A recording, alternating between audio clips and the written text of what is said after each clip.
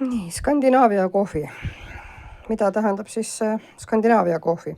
See tähendab seda, et lisatakse vahest natukene soola kohvile, lisatakse nelki, kaneeli, Ceyloni kaneel võib olla, ingverit, kardemoni, MST-õli,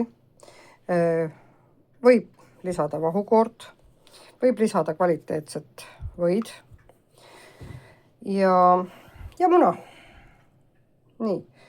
Munaga on niimoodi, et kui ta lisada nüüd munakollane lisada siia üle 60 kraadisesse vette, siis võib kahjutuks teha võimalikud haigustekitajad, mis on muna puhul on salmonelloos, mis on väga ohtlik. Ja munakoord läks pesta äädika lahuses enne katki löömist. Ja muna võiks olla värske ja muna võiks olla kodukana muna.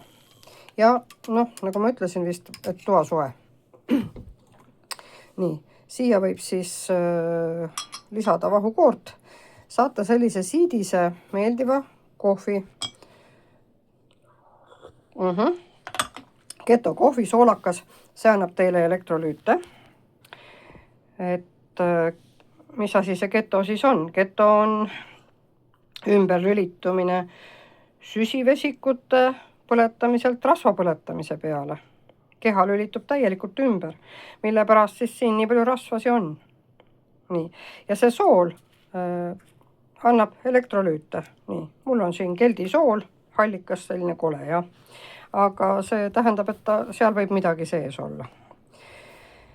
Ja ketoga on see asi, et eriti alguses, kui te lülitute nagu rasva põletamisele ümber, läheb palju teie kehast ka vett välja koos elektrolüütidega. Neid elektrolüüte tuleks taastada teadlikult.